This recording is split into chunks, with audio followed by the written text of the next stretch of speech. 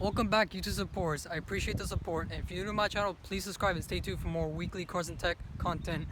Today in this video, I'm going to be installing my front mount intercooler, and I'm going to show you a really cool feature that no other intercooler has. And before we get straight into this video, read the description. Always read the description for my videos, as I always provide more description on the item. I also provide the buying links as well. Any more information you guys may be curious about, it's all down there, and my contact information is down there too. And I'm not at my place working on my car. My HOA hates me, so I'm here at FAU because I've worked on my car here before, never had a problem. So many people worked on their cars here before, not a problem. So let's get straight to this video. Get the bumper off. It's gonna be different with me. I'm gonna skip that step. I'll show you a video that I did how to remove my bumper. It's unprofessional, but if you want a professional video, here's also this link too. And I used the T25 screw basically to remove my whole bumper out. There's gonna be about 2 screws under here. You're gonna remove the bottom cover as well. You're gonna reach two screws up there too, where the end of the bumper is.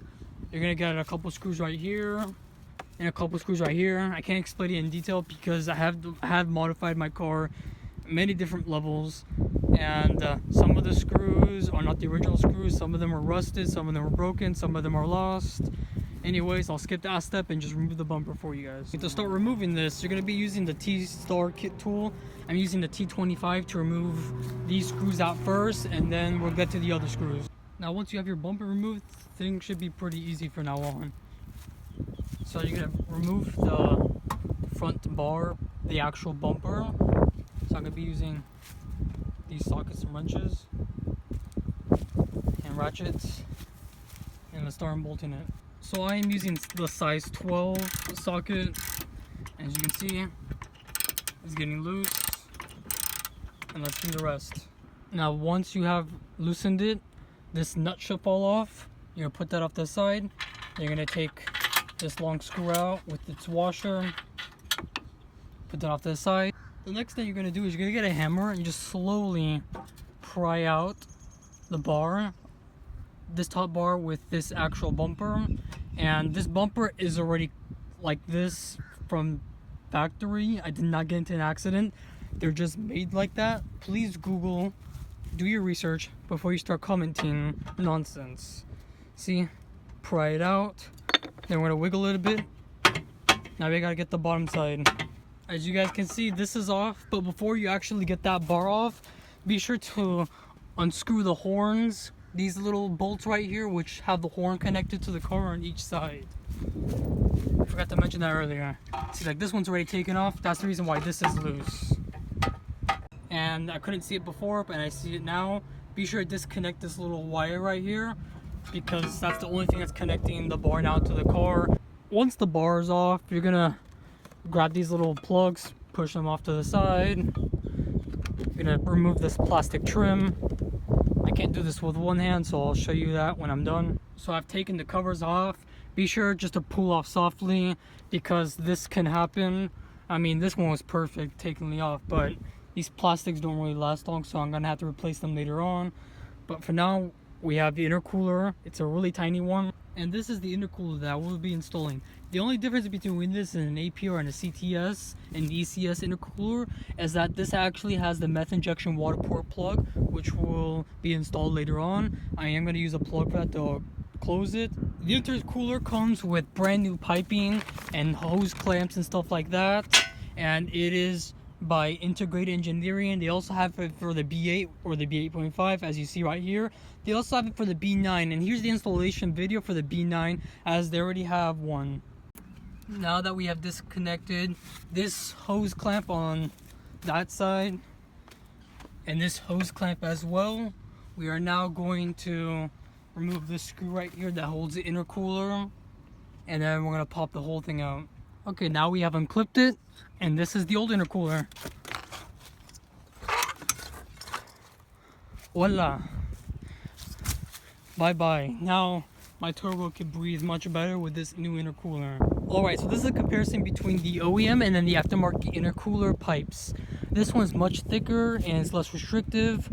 and as you can tell, this is a lot smaller, more restrictive. Same thing on the other side. So when you open the package, you're going to get about 4 hose clamps. The smallest one is going to go right here, where it's going to be connected to a turbo muffler delete, and then the second smallest is going to go on this side where the enters the manifold, and then the other 2 big ones will be connected to this side and this side.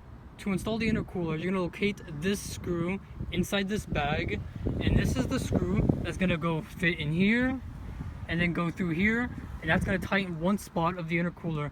And to install the screw, make sure that you sit under your car with your knees under, so you're holding this for temporary. Slide like a ramp or something under this so it holds it in place while you're screwing in the screw. Once you have that screw installed, it should be exactly like how mine is, fixed into place. Make sure, if you're not installing the water meth injection at the moment, to plug it in. And now we're going to locate these 2 screws, well, this screw and this little adapter piece, and it's going to go on this side. And because my intercooler was already broken, I'm just going to slide it in on the top, as you guys can see, with this hole facing the exit of this hole right here. And now we're going to get this screw and put it in here and start screwing it in. And that's how you get both sides to be held together. And now the intercooler stands by itself. I'm sorry for the unprofessional way to hook this up because my clip is broken. It's been broken for a while. If you see my old previous videos, how my whole bumper on this side was messed up and I had to buy a new bumper, which is this one. And if you saw how my other fog light was broken, it's because I fell into a ditch a long time ago and it damaged this whole area a little bit. Nothing structural, just a piece of plastics that were around the area. But now we could unclip that and start installing the intercooler pipes. I am going to go to Audi to buy a new bracket for that pretty soon. Alright, the hose clamp is tightened. There's no gaps so that no leaks would occur. And let's take off the plastic cover on this side and install the hose clamp as well. Alright, all the hose clamps and the tubes are fitted correctly, very tightly. No gaps, no loose holes so it could cause any leaks. I plugged all the connections back in, and now I'm going to start the car, do a little run, see if everything works. If everything's all good, I'll install the bumper again, the bar, and everything else, and we're good to go. And then I'm pretty sure I won't feel a difference because I'm going to need a retune. I think once I get the retune, I will notice a major difference with the intercooler.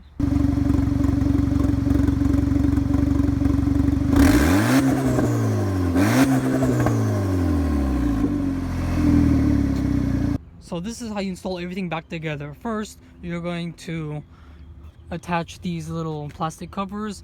Make sure the horns are installed with the little nut. Tighten down the actual bumper bar, the wire that needs to be connected. And then from there, we can now install the actual bumper cover itself. Alright, there it is. My OEM intercooler is off. The new one is installed. As you guys can see. Now let's go for a drive. And before I go for a drive, I'm pretty sure these brackets are for the B8 or the B9 models, as I didn't really need them. The intercooler fit perfectly well, and there it came with a couple extra screws and bolts. I didn't have to use that either, but the intercooler is fixed in there, it will not move. So now let's go for a drive. Alright, there's no engine code. Let's rev the car up. Everything's all good. Now let's go for a drive.